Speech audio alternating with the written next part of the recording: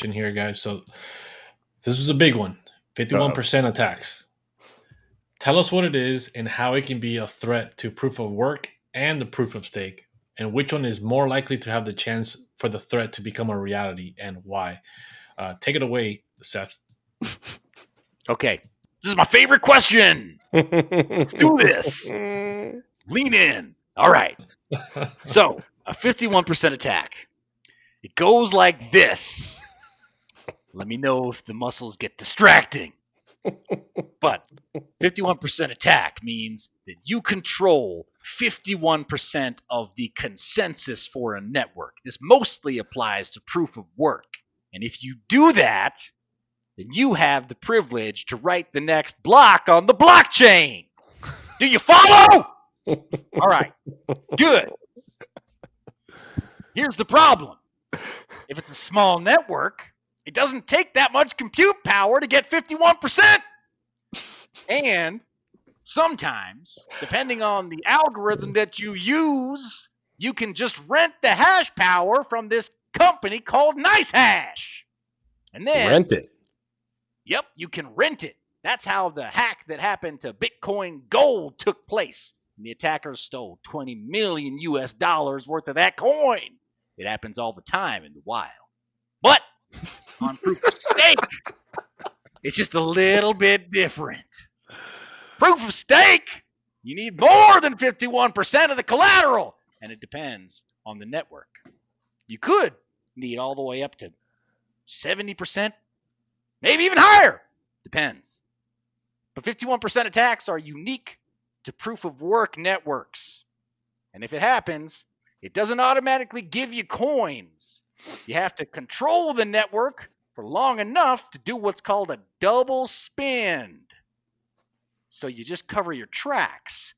You're being sneaky, and the 51% of the hash rate lets you get away with it. I don't know if that makes sense, but my time's almost up.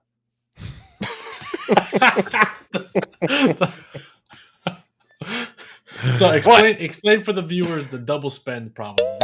For the person that doesn't know what a double spend is, go ahead, have some extra time and cover that. All right, a double spend problem is what Satoshi solved with proof of work. Okay, I'm moving on. All right, so double spend. That's what. Now you guys are like, oh, you're boring. No. You say, hold on a second, real quick. I want to touch this real quick. Whoa. I've never felt so intimidated over blockchain consensus mechanisms. Oh, that's great, Sean. All right, continue. Sorry about that. So double spending just means so any other digital asset, right? We take a JPEG of something, right? I'm not going to show anything here, but I can take the cover of this book, right, and take a photo of it with my phone, and then if I post that to like Twitter or someplace, somebody else can right-click, save. It's not unique, right? It's not a very unique thing. Digital bits in this world, prior to blockchain getting rid of this double spend problem, were never unique. The double spend prevents the network of Bitcoin or the double spending would be like having two different wallets, rather one wallet spend the same coins twice, or two different wallets. Like Tether? Sorry. I didn't say backing. Yeah. Here's the thing, though. The Tether itself is actually almost never double spent. It's just never backed either. But like, oh man, I got to be careful. Someone's gonna keep the receipt on these responses here, BJ. We're going to Tether crypto overlords are coming.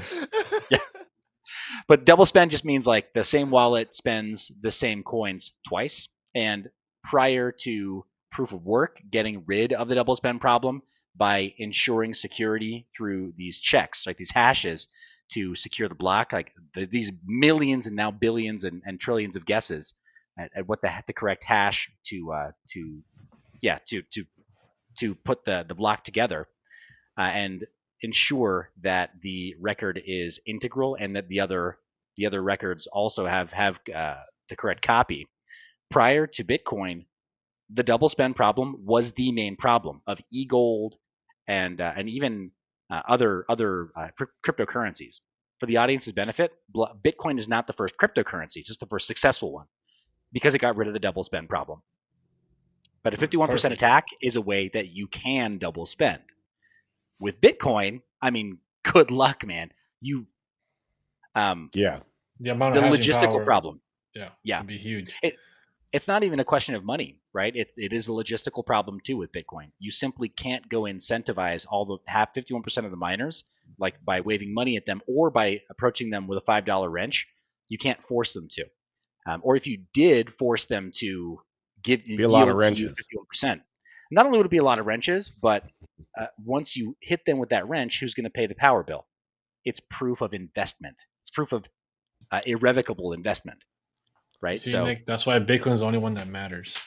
Well, I listen, Mr. Maxey. We know your position on we know your position on Bitcoin. So BJ. So it sounds to me like Mr. Musclehead over here has a pretty good grasp on 51% attack and is essentially stating that at least with Bitcoin, like fat chance, right? Good luck, right? It was something that they talked about with China quite a bit when China had all of the hash power, which, side note, I still think they have a ton of the hash power, but that's a different story.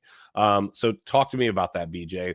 What are your thoughts on what Seth was just talking about as it relates to this double spend and a 51% attack? Well, I'm not gonna just somewhat agree because of the muscles that he could break me. That's 51% of the case here. But honestly, I feel being able to have 51% of the hashing power, especially with the few amount of pools being out there, there's a feasibility there. Versus with a proof of stake, I would have to own 51% of the asset. So let's say I'm trying to buy the asset, and as I'm buying it, I'm creating buying pressure, and that price keeps just going up and up and up. Now, I'm not going to say that's going to be completely like a parabolic curve happening, but it's going to be a lot harder to grab all that asset. And actually, a legitimate question I do have is, if you're trying to have 51% of the asset, what happens if half of it is staked or if it's not in circulation? How much does that come into play? But one of the more interesting things that I actually wanted to ask Seth about is if he's ever heard of what's known as a Goldfinger Attack. You ever heard of one of these before? Where apparently, because with a proof of work mechanism, miners don't have any loyalty. They go where the money goes, versus proof of stake, where the only way that you can be in proof of stake doing consensus is to actually own the asset and therefore somewhat creating, I guess, allegiance to it. To the project. In a Goldfinger Attack, and again, I don't know what the hell this is. I was hoping you knew what this was, but it was saying if you have two assets with the same algorithm that are close to the same price, and you're able to get a 51%, you can destroy one of the chains and do a short sale. You ever heard of this before? Oh God, I see the Neanderthal brow from here. Jesus, what did I do? I've never heard of this. It sounds to me like something James Bond would, Goldfinger. That's the only thing I can come up with. Miguel, do you? I would assume, I don't know what it is exactly, but I would assume that would be something closely related to like maybe what we saw back in 2018 when we had the whole Bitcoin Cash and Bitcoin SV like capitulation with the miners, and then you saw Bitcoin tank and price action, right? And there was a lot of unknown of whether things were going to survive or not.